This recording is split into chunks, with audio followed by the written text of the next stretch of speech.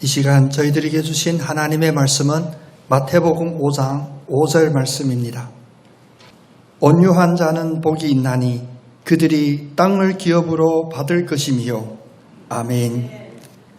주님의 발을 씻기시고 또 그 주님의 발에 입맞추는 복된 여러분, 우리의 마음속에 꼭 기억되기를 원합니다.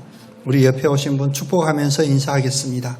모든 상황이 교만을 버릴 기회입니다. 네, 모든 상황이 교만을 십자가에 못 박을 기회다. 이런 말씀은 사실 요즘 잘 하지 않는 그런 이야기입니다. 그런데 예수님의 말씀을 자세히 보면 예수님은 늘 항상 우리의 논리와 우리의 생각, 그것을 완전히 뒤집는 역설적인 선포를 해오셨습니다. 오늘 본문 말씀도 온유한 자는 복이 있나니 그들이 땅을 기업으로 받을 것이미요. 땅이라고 하면 누구나 다 소원하는 거죠. 저도 가끔 알지 못하는 전화번호 오면 070은 거의 안 받아요. 근데 이제 핸드폰 번호로 오게 되면 받게 되잖아요. 제가 땅이 없는 건 어떻게 알고 어디 좋은 땅이 나왔다고 소개한다고 이렇게 전화들이 와요. 땅이 있는 사람, 온유한 사람이 땅이 있다. 이 말씀을 오늘 우리의 사회 현상으로 바라보니 전혀 모순적인 말로 들려요. 땅 많이 가진 사람 당연히 대기업의 회장일 거고 연예계의 스타들일 것이고 정계의 거물들이 땅을 많이 가졌을 것인데 겸손한 자가 온유한 자가 땅을 많이 가질 것이다 라고 하니 우리의 마음에 모순처럼 들립니다. 여러분도 그러시죠? 나만큼 겸손한 사람 있으면 나와봐라 라고 했는데 땅이 없어요. 그런데 예수님께서는 이와 똑같은 말씀을 누가복음에서도 선포하십니다. 누가복음 18장 14절에 보면 무릇 자기를 높이는 자는 낮아지고 자기를 낮추는 자는 높아지리라. 완전한 역발상입니다. 높아지고자 하는 자는 낮출 것이요 낮추는 자는 높아진다라는 것입니다. 모순적이지만 들으면 어떻습니까? 우리에게 기분 좋은 날이잖아요. 왜? 내 처지가 지금 낮고 내 처지가 지금 아무것도 같지 않는 우리에게 소망이 되는 그런 말씀이기 때문에 우리는 기쁨도 되고 그 속에서 희망도 가지게 됩니다. 예수님이 우리에게 제시해 주시는 방향은 늘 세상과 반대되는 그런 방향들입니다. 그 두 가지 방향 속에 우리는 선택해야 합니다. 예수님이 우리에게 지시해 주시는 그 방향으로 따라갈 것인지 아니면 세상에 많은 사람들이 쫓아가고 경쟁하고 있는 그 조류 속으로 우리가 뒤따라 가야 할 것인지. 오늘 이 본문 말씀을 비추어 하나님이 온유한 자에게 땅을 기업으로 주신다라는 이 축복의 말씀이 우리에게 어떤 영적인 의미가 있는지 깊게 살펴보기 바랍니다. 예수님이 본인의 이런 메시지들을 선포하시면서 이해하기 쉽게 하기 위하여 많은 예들을 들게 되죠. 우리는 그것을 예수님의 이야기다라고 말하기도 합니다. 예수님의 이야기 중에 매우 중요하고 우리에게 깊게 각인되어야 될 그런 이야기가 하나 있습니다. 성전에 두 사람이 기도하러 들어옵니다. 두 사람이 들어오는데 두 사람은 각각 극단에서의 사람입니다. 한 사람은 바리새인이었습니다. 그 사람 바리새인이라고 하면 무엇이냐? 히브리 율법에 정통하고 모든 것을 율법에 따라 지키고자 사는 사람. 그 당시에는 학식도 제일 많은 사람, 사회에서도 존경받는 사람. 성경에 분명히 나오지는 않았지만 아마 땅도 많이 가지고 있을 그런 사람들입니다. 최상류층이라고 말할 수가 있죠. 그런데 그와 함께 성전에 들어온 다른 한 사람, 그 사람은 세리라고 하는 사람이었습니다. 세리. 여러분, 그냥 문자 그대로 지금 우리로 따지면 국세청의 직원 그 정도로 생각하면 안 됩니다. 이 세리는 어떠한 사람들이었냐? 그 당시 사회적으로는 창녀보다도 더 무시당하는 인간 대접을 받지 못하는, 물론 뒤에서, 앞에서는 아닙니다. 모든 사람이 다 저주하고 싫어하고 미워하는 그런 사람이었지만 그가 가지고 있는 재물은 바리새인 못지 않았습니다. 그는 로마 제국을 위하여 세금을 거두는 일로 봉급만 받는 것이 아니라 로마 제국을 위하여 세금을 거두는 그 과정에서 자기의 이익을 채우기 위하여 동족들로부터 많은 돈들을 갈취했던 사람입니다. 다른 말로 하면 이 세리는 합법적인 탈을 쓴 날강도와 같았습니다. 이 두 사람이 성전에 그것도 기도하러 들어옵니다. 한 사람은 우리가 아이들에게 저봐, 저는 저분을 꼭 기억해. 너도 나중에 커서는 저런 사람이 돼야 돼. 할 만한 한 사람과 또 다른 한 사람은 아이에게 야, 밖에 가서 좀 돌멩이 하나 주워와라. 좀 던질 사람. 그렇게 무시되는 이 두 사람. 그런데 예수님의 그 비유의 말씀은 이 두 사람 중에 누구를 겨냥하여 하신 말씀일까? 누가복음 18장에 보면 한 사람 그는 자기를 의롭다고 믿고 다른 사람을 멸시하는 사람이다 라고 했습니다. 이 사람이 누구일까요? 바리새인일까요? 세리일까요? 자기를 의롭다고 믿고 다른 사람을 멸시하는 자. 오늘 이 이야기는 결코 다른 사람들의 이야기가 아닙니다. 물론 우리의 본당에 좌석에 비하여 우리는 적은 인원이 함께 모여 예배드리지만 모든 분들이 이 성전문을 들어올 때 모두 다 서로 다른 상황을 안고 옵니다. 서로 다른 바램도 마음속에 품고 옵니다. 그런데 혹시라도 우리 중에 나만큼 의롭고 나만큼 믿음이 좋은 사람이라고 생각하는 이들이 있다면 주님이 하시는 이 말씀이 나 자신에게 나에게 하는 말씀으로 받으시기를 원합니다. 이런 말씀은 결코 남의 이야기가 아닙니다. 그래서 이 말씀할 때 미리 주의사항 하나 줄 텐데 오늘 설교 말씀에 들으면서 절대 옆 사람 눈빛 마주치지 마십시오. 상처받을 수 있습니다. 네. 이 설교는 내 옆에 있는 저 사람이 들어야 될 것인데 라고 생각하기가 쉽거든요. 예수님이 이 비유를 말씀하실 때도 모든 사람이 그렇게 느끼지를 않았어요. 이것은 나에게 하는 이야기가 아니라 누군가에게 하는 사람, 하는 이야기. 이 말씀이 은혜가 되고 내게 생명이 되려고 한다면 내 옆자리나 오늘 혹시 예배 참석하지 못한 어느 한 사람을 떠올리는 것이 아니라 바로 내 마음속 깊이에 감추어져 있고 드러내지를 않았지만 이미 폭로된 그것들을 붙잡는 그런 순간 되기를 원합니다. 교만한 사람 그 훈련하지 않아도 됩니다. 우리가 자칫 방심하면 자칫 우리의 정신줄을 놓으면 우리는 금방 교만한 사람이 되기가 쉽습니다. 내가 가지고 있는 것, 내가 알았던 것, 이 모든 것들이 우리를 어디로 이끌고 가냐? 다른 사람에게 베풀거나 도움으로 이끄는 것이 아니라 무조건 외골목인 교만으로 우리를 이끌기 때문입니다. 예수님의 그 이야기를 한번 더 깊게 우리가 들여다 봅시다. 두 사람이 기도하러 성전에 들어왔습니다. 흠잡을 만한 행동 조금도 없다고 믿는 또 자부하는 그 바리새인은 어떻게 기도합니까?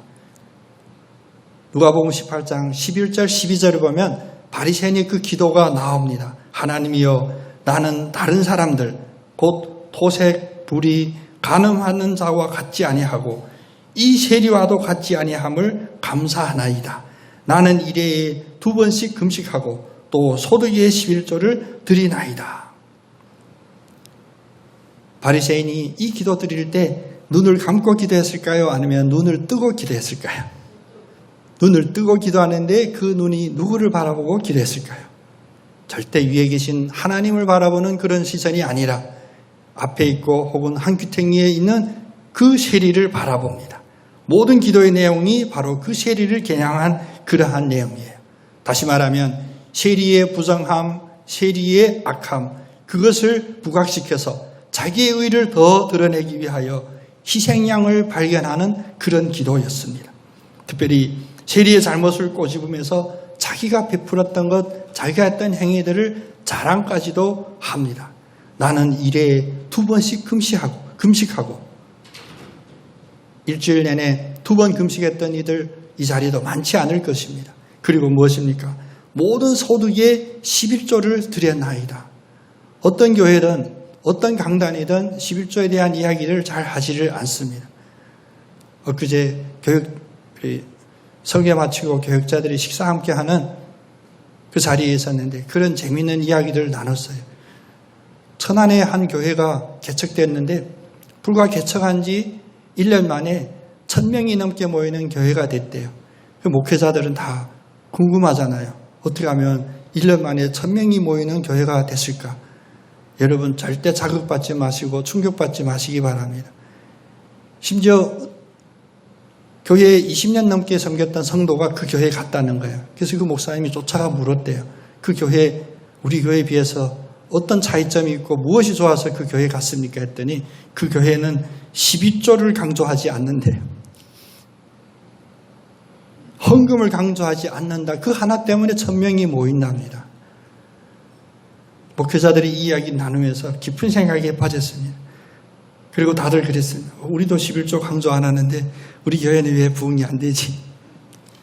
물론 제 혼자의 고민이니까 여러분 반응도 안 하시지만 셰리가 이 이야기를 할 때는 이 11조에 대한 이야기, 일주일에 2번씩 금식하는 이 이야기 누구나 쉽게 할 수 있는 일이 아니었음을 분명히 아는 겁니다. 물론 요즘도 쉽지 않아요. 그런데 이것을 바리새인은 얼마나 자랑스럽게 생각하겠습니까? 여기서 우리가 바리새인들을 더 깊게 살펴볼 필요가 있는데 우리가 성경을 보면 바리새인 하면 무조건 부정적으로 생각했잖아요. 그런데 이 바리새인이 이렇게 부정적인 사람, 교만한 사람이 되기까지는 과정이 있었어요. 사실 로마 제국의 식민지로 살고 있는 이 유대인들에게 자기의 그 전통들을 특별히 로마법과 저촉이 되는 그 법들을 지키는데 얼마나 어렵겠습니까? 로마 황제를 그리스도라 부르지 않고 여호와 하나님을 자기 몸의 왕으로 삼고 섬기고 사는 것, 그것은 식민지 상황에서 결코 쉬운 것이 아니었습니다. 그런데 2세, 3세, 후세들을 보니까 점점 이런 믿음들이 열버져 가고 잊혀져 가고 있었습니다. 바리새인들은 바로 이러한 상황에서 그들이 똘똘 뭉쳐 일어섰던 한 부류입니다. 선조로부터 내려왔던 유대의 그 법들을, 여호와 하나님을 섬기는 그런 법도들을 지키고자 처절하게 애썼던 이들입니다. 그래서 그들은 그 법률을 다시 한번 곱씹고 가르치고 강조하고 그대로 따르고자 했었습니다. 그런데 그런 종교적인 열심이 왜곡이 되었어요.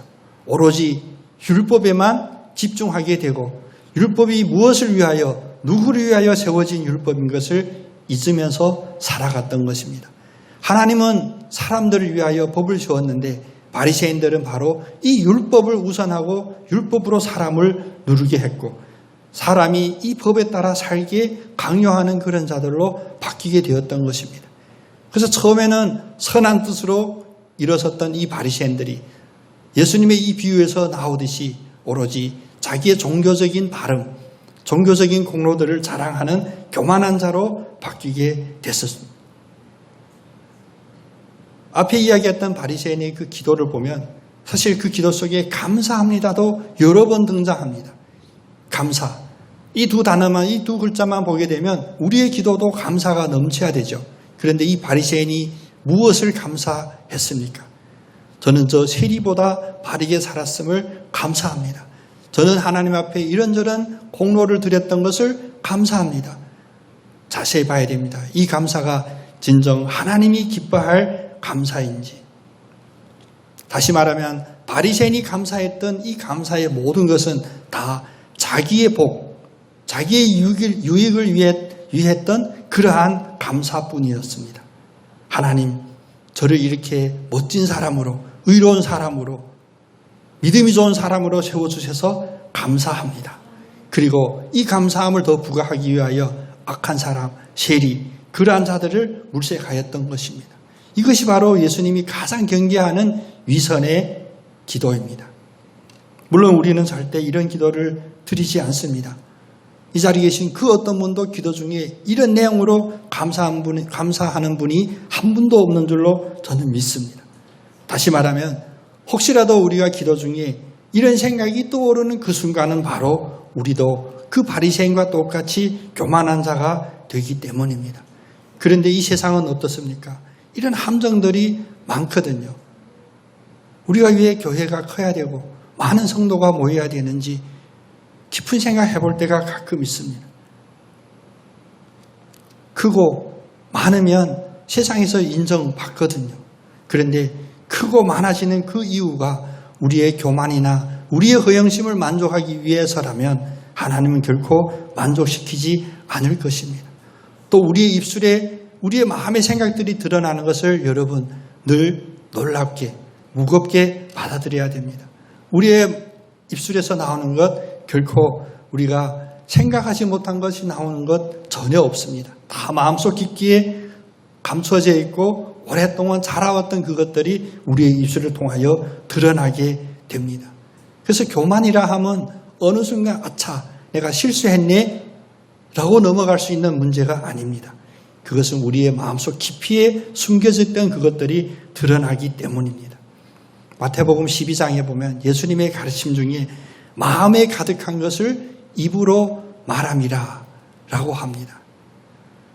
저는 어려서부터 원래 말습관이 이래요. 이렇게 변명해서 넘어갈 수 있는 것이 아니거든요. 혹시라도 내가 뱉은 한마디가 교만한 말, 다른 사람에게 상처가 되는 그런 말이라면 그것은 결코 거룩하지 못하고 우리가 악의 뿌리가 있음을 드러내는 증거가 되게 됩니다. 오늘 바리새인의 이 기도, 오늘 세리를 보고 갑자기 나온 그런 기도가 아니었습니다. 그의 마음속에 가득 찼던 종교적인 교만이 바로 이런 기도로 그의 입술에서 터져 나왔기 때문입니다. 우리의 내면에 이러한 바리새인의 생각이 숨어있지 않는지 늘 들추어보고 돌아보는 그런 복된 우리 모두가 되기를 소원합니다. 나도 바리새인이 아닐까? 나도 예수님이 경계하는 그 바리새인이 아닐까? 이런 생각 일주일에 한 번쯤은 반드시 해보셔야 합니다. 그러면 내가 바리새인인지 아닌지 한번 점검해 보려면 어떤 기준이 있을까? 어떤 도움이 되는 방법들이 있을까? 성경 말씀을 깊게 살펴보면 적어도 이런 4가지 질문을 자기에게 해보는 것이 도움이 됩니다. 첫 번째, 내 입술에서 혹시 감히 나한테 그런 말을 해? 라는 이런 반발이 나오게 된다면 그것은 바로 바리새인처럼 교만한 것입니다. 모든 상황이 지금 보면 충돌이잖아요. 극단적으로 편을 나누고 만나면 서로 소리가 높아져요. 그래서 똑같은 일상의 상황이지만 자칫 잘못하면 큰 사고로 이루어질 수 있는 그런 가시돋칠 말들이 오고 가는데 그 중에 가장 중요한 것이 무엇이냐? 좀 속된 말로 하면 나를 알기로 바보처럼 알아? 제가 바보입니까? 이런 말들 여러분 자주 들어보시죠? 그런 말을 하는 사람 바로 바리새인입니다. 교만이라는 것은 무엇이냐? 바로 다른 사람의 비판이나 지적을 절대로 받아들일 수가 없는 그런 마음이 바로 교만한 마음이거든요. 나는 전혀 잘못한 것이 없다. 요즘 모두가 잘못을 인정하지 않으니 우리에게는 여러 가지 장치들이 있죠. 법이라는 장치도 있고 경찰, 검찰, 판사 이런 정의를 나누는 그런 장치들도 있지만 그 모든 것들에 불협화음이 계속 있는 이유는 무엇이냐? 그 누구도 자기의 잘못을 인정하지를 않습니다. 잘못을 인정하지 않는다. 그 바탕에는 바로 내가 상대방보다 더 우월하다는 생각이 있기 때문에 잘못을 인정하지 않는 거예요. 감히 나에게 이런 말을 하다니, 이런 지적질을 하다니 이것이 바로 바리새인의 표현입니다. 혹시라도 요즘 살다 보니까 나한테 이런 지적하거나 비판하는 사람이 전혀 없네 해서 여러분 감사하거나 우리가 그것을 은혜라고 생각해도 또한 그 역시도 착각입니다. 나에게 비판하거나 지적하는 사람이 없으면 나에게 흠이 전혀 없어서가 아니라 누구도 나에게 그것을 이야기해 주지 않기 때문입니다. 예. 요즘 세태가 그래요. 얘기해줘봐 뭐예요? 반발하고 오히려 더 싫어하니까. 지적하지 않는 이런 세태 속에서 다시 한번 감히 나에게 이런 말을 라고 하는 이런 생각들을 온전히 뒤집어내서 끄집어내서 소멸하는 그런 영적인 은혜가 있기를 소원합니다. 두 번째로는 사과할 사람은 내가 아니야. 상대방이 사과해야지 내가 왜 먼저 사과해. 이런 생각들도 바리새인의 생각입니다. 모든 교만은 그 결과는 딱 하나뿐이거든요. 모든 교만은 다툼만 일어난다. 이 잠언의 이야기잖아요. 다시 말하면 다툼이 있는 곳에는 다른 이유가 아닙니다. 잘잘못이 있어서 다툼이 일어나는 것이 아니라 바로 교만이 있는 곳에서는 다툼이 일어나게 되는 것입니다. 물론 세상에서 가장 어려운 일, 사과하는 일이죠. 요즘 죄송합니다, 잘못했습니다. 거의 듣기가 어려워요. 그냥 사전에만 살아있는 그런 단어에 불과합니다. 이제 교만하게 하죠. 실수라도 포장도 하고, 심지어는 정치인들도 그러잖아요. 유감입니다. 저 한참 생각해 봤습니다. 이 유감은 잘못한 이가 할 수 있는 그런 용어이냐? 아니거든요. 그 받은 사람, 상대방이 가질 수 있는 그런 감정을 유감인데, 요즘은 잘못한 이가 오히려 유감입니다라고 본인이 그런 얘기 하더라고요. 내가 잘못했어. 그래, 용서해줘. 이런 이야기는 이제 드라마에만 남아있는 이야기들이 돼 있었습니다. 그러나 여러분 아셔야 됩니다. 제가 잘못했습니다라고 이야기하는 그 순간 얼마나 큰 은혜가 주님으로부터 부어지는지. 어떤 경우는 내가 잘못한 것이 없어요. 왜? 내 생각에 내가 잘못한 것이 없거든요. 그러나 제 잘못이 아닙니다라고 변명하게 되면 끝나지를 않아요.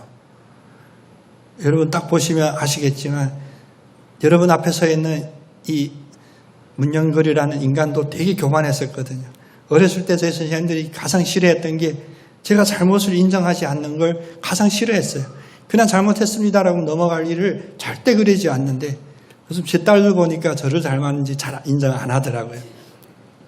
그런데 예수 만나고 나서 물론 저도 계속 노력 중입니다만 주님이 깨우쳐 주신 가장 큰 지혜가 바로 죄송합니다 라고 이야기하는 것이더라고요. 저도 누군가가 저에게 상처받았다 하면 제 마음이 더 아파요. 누군가가 저 때문에 불편해하면 제가 더 불편하거든요. 그래서 그거 풀어야 돼. 오해가 있으면 오해를 풀어야 제 마음도 편한 그런 과거의 저였는데 그게 요즘은 너무 힘듦을 깨달았습니다. 그래서 어떻게 하냐. 혹시 상대방이 들으면 너무 무책임하다고 할 수 있겠지만 제가 요즘은 죄송합니다. 자주 해요. 죄송합니다 해야 일이 끝나거든요. 그런데 죄송합니다 할 때 깔끔하게 할 수 있어야 됩니다. 죄송합니다만 뒤에 만자 붙으면 큰일 납니다. 미안하긴 하지만 그럼 끝나는 게 아니에요. 여러분 우리의 삶 속에서 주님이 주시는 은혜로 믿음의 담대함으로 죄송합니다 한번 할 수 있는 그런 복된 우리 모두가 되기를 원합니다. 또 하나 바리새인의 또 하나 특징이 무엇이냐. 이제 상대방과 1대1의 관계가 아니에요. 가끔 이런 말 여러분도 들어보셨죠? 혹시 이런 이야기 들어보셨어요? 혹시 그분 이런 상황 들어보셨어요? 제3자를 전하는 이런 언어들도 바로 바리새인들의 언어입니다. 바리새인들은 험담하기를 좋아해요. 다른 사람의 흠집을 발견했을 때 자기만 알고 있는 것이 아니라 그것을 위하여 기도하는 것이 아니라 그것을 더 많이 퍼뜨리기를 원합니다. 그래야 자기가 돋보인다고 생각했겠죠. 요즘 우리 세태가 많이 바뀌잖아요. 인간관계도 많이 바뀌는데 제가 10몇 년 전, 16년 전 시골에 있었을 때 진짜 조심해야 되겠다라고 했던 그런 상황을 부딪힌 적이 있어요. 대전에서 신학교 다니다가 충남 당진이라는 시골에 이제 부임했는데 성도들이 많았거든요. 아침에 교회 사무실 올라가는 오르막인데 권사님 한 분 만났어요. 그래서 인사 나누잖아요. 습관적으로 나누는 인사. 그쪽에서 인사를 그렇게 어디 가세요? 그럼 여러분 어떻게 대답해야 정답일까요? 그래서 제가 네 하고 지나갔어요. 붙잡더라고요. 그냥 갈 수가 없어요. 어디 가냐고. 그래서 오늘 사무실 올라갔다가 김 집사님 신방 가야 됩니다. 그리고 사무실 올라가는데 한 3분 걸리거든요. 사무실 갔더니 사무실 사무장 권사님이더라고요. 목사님 오늘 김 집사님 신방 가신다면서요. 우리가 지금 5G 사용하지만 이 험담이란 그 속도는 5G를 초월합니다. 그만큼 우리가 알고 있는 것 우리의 마음에도 담을 수 있어야 됩니다. 특별히 다른 사람의 실수 우리 마음에 담는 것 매우 귀하고 복된 성품입니다. 이것을 담지 못하면 우리에게는 역시 이 바리새인과 똑같은 이런 교만함이 가득 차 있음을 반증하는 것입니다. 그런 이야기 들으셨어요? 안 하셔도 됩니다. 내가 알고 내가 그것을 중보함으로 그 악의 고리를 끊을 수 있으면 내가 끊어야 되는 것, 그게 나의 책무입니다. 험담을 해서 결코 자기가 더 빛나 보일 수가 없습니다. 마지막으로 혹시 내가 아니라 너의 문제야 라고 다투는 그런 상황을 본다면 그것은 바리새인이 격하게 반응하는 순간입니다. 오늘도 우리가 예수님의 비유에서 보다시피 바리새인은 세리를 딱 보아도 세리의 모든 문제를 다 간파하고 있습니다. 요즘 우리의 눈들이 문제를 분석하는데 얼마나 발달되어 있는지를 모릅니다. 저는 청와대 한 번도 들어가 본 적이 없어요. 근데 제 주변에도 청와대 한 번 가본 적이 없고 대통령 악수 한 번 못 해본 이들도 많이 있죠. 그런데 앉아서 이야기하면 뭐 대통령의 모든 업무를 저 양반 대통령 해도 되겠다 싶을 정도로 다 알고 있습니다. 얼마나 분석이 예리하고 모든 것을 다 알고 있는지, 남들의 문제를 분석해내는 그것은 모든 사람이 다 할 수 있는 일처럼 보입니다. 물론 필요합니다. 그런데 문제를 분석만 하고 그것으로 끝나면 결코 그것 역시 교만이 되게 돼요. 우리에게 있는 가장 큰 문제들은 무엇이냐? 문제가 되는 것이 아니라 이 문제를 해결할 수 있는 그 방법, 구체적인 그런 실행이 우리에게 부족한 것이 문제이거든요. 이 문제 어떻게 하면 좋을까? 이 문제가 왜 발생했어는 그 다음 문제입니다. 이 문제를 내가 어떻게 하면 해결할까? 이 문제를 해결하는데 내가 어떤 도움을 줄 수 있을까? 이런 것이 바로 우리가 주님 앞에 구해야 될 그런 기도고 주님 앞에 구해야 될 우리의 지혜이기도 합니다. 자기의 교만, 보지 못하는 것 바로 다른 사람의 문제가 크게 보이기 때문입니다. 예수님의 지적처럼 내 눈에 들보가 보이지 않으면 들보가 내 눈에 있기 때문이에요. 다른 사람의 가시가 보이는 것은 그 가시가 상대방에게 있기 때문입니다. 우리 눈에 있는 가시부터 들보만큼 커진 그 가시도 바라볼 수 있는 그런 눈을 기도하고 간구하는 우리 모두 되기를 원합니다. 또 몇 가지 추가적인 부분들도 있습니다. 이런 생각이 들 때, 이런 행동을 할 때 나도 바리새인이구나 라고 할 수 있는, 참고할 수 있는 그것인데, 다른 사람의 실패를 기뻐할 때, 다른 사람의 실수를 고소해 할 때, 이런 것 역시 바리새인의 마음이에요. 또 다른 사람의 의견, 다른 사람의 의견에 너무 많이 빠져 있을 때, 내 생각이 점점 사라지고 모든 것이 다 내가 들은 것, 누가 나에게 말해준 것, 그것으로 나의 생각이 온전히 주장되어 있다면 이거 역시도 연약한 바리새인의 모습입니다. 또한 세상에 오직 나만 옳다고 생각할 때 오는 그 외로움을 느낄 수가 없다면 이 역시 바리새인들입니다. 또 더 가장 중요한 것은 서로 다른 이 세상 속에서 취향도 다르고 생각도 다르고 의견도 다른 것 중에 우리가 무엇을 붙잡아야 되냐, 이것이 과연 중요한 문제인가를 분별하는 이런 분별력입니다. 얼마 전에도 여러분과 함께 나눴지만 우리가 말할 때 세 가지 원칙이 있다라고 하는 그런 강의를 제가 들은 적이 있습니다. 그 첫 번째 원칙은 무엇이냐? 이 말이 맞는 말이냐? 내가 해야 될 이 말이 맞는 말이냐? 먼저 바라보는 것. 두 번째는 이 맞는 말을 지금 해야 되느냐? 세 번째는 이 말을 할 때 온유하고 부드럽게 하느냐? 이 세 가지 원칙이 있다고 어떤 선생님이 이야기하더라고요. 모든 사람의 취향이 다르고 생각이 다르기 때문에 내 의견을 다른 사람들에게 전개할 때, 내 의견을 말할 때도 우리에게 필요한 그런 지혜들이 있게 됩니다. 오늘 이 모든 것을 다 합쳤을 때 바로 이 땅을 기업으로 받을 수 있는 바리새인이 아니라 하나님이 축복하시는 온유한 자가 되는 것입니다. 교만이 사라질 때 온유한 자가 되는 줄 여러분 믿고 그렇게 살아가시고 그렇게 결단하는 우리 모두가 되기를 원합니다. 우리 옆사람 이제 표정이 굳어졌으니까 표정 풀어드려야 되죠. 우리 축복하면서 인사 한번 하겠습니다. 당신은 온유한 자가 될 수 있습니다. 당신은 온유한 자가 될 수 있습니다. 그래서 많은 땅을 소유할 수가 있습니다. 아멘. 예, 그렇죠. 예, 많은 땅을 소유할 수 있습니다 했더니 아멘부터 하시네. 다른 사람에게 많은 땅이 소유할 수 있습니다 축복하기보다 우리 이런 모습들 속에 주님은 다 아십니다. 우리가 완벽하지 못함도 아십니다. 우리에게 땅이 기업으로 필요한 것도 주님은 아십니다. 그러나 직접 주님께서 행사할 수 있는 그 모든 일들도 주님이 직접 하지 않으시고 우리에게 이렇게 오랜 기간 동안 우리를 훈련시키시고 가르치시고 우리가 행하게 하게 하심은 우리가 바로 주님 앞에 기쁜 자가 되고 주님이 우리를 위하여 더 기뻐하는 그런 주님의 기쁨을 위한 주님의 섭리이기도 합니다.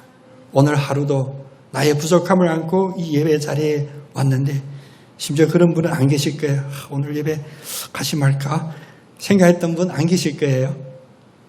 네, 눈빛 마주치지 맙시다. 서로 상처되니까. 그렇게 왔을지라도 우리의 삶의 모든 선택 앞에 내가 선택하기가 어렵고 그리고 우리의 입술에서 한마디 때문에 후회되고 자책이 되고 내가 왜 또 오늘 이런 부정적인 말을 했을까? 그런 삶을 사는 우리 모습이라 할지라도 주님은 우리를 포기하지 않으시고 언제나 부르십니다. 우리가 잊을만 할 때 우리를 상기하게 하시고 우리가 교만할 때는 우리를 낮추시기도 하고 우리가 왜 이런 낮은 자리에 있을까 애통해할 때는 우리를 높여주시는 그 주님이 오늘도 이 순간 역사하고 계십니다. 바리새인의 삶이 아니라 우리 세리의 이야기, 세리의 기도는 오늘 짧은 시간에 살펴보지 못했습니다만 교만한 자가 아니라 겸손한 자의 기도를 드리는 우리 모두 되기를 소원합니다. 그리고 옆에 또 우리 주변에 내가 생각하는 그런 사람도 서로 격려하기를 원합니다. 겸손한 기도를 드리는 나, 또 겸손한 기도를 드리는 당신. 그래서 주님께 기쁨이 되고 이 땅에 사는 동안 비록 나그네의 짧은 삶이지만 이 땅에 사는 동안 온유함으로 말미암아 땅을 기업으로 받는 그 축복도 누리는 우리 모두 되기를 간절히 소원합니다.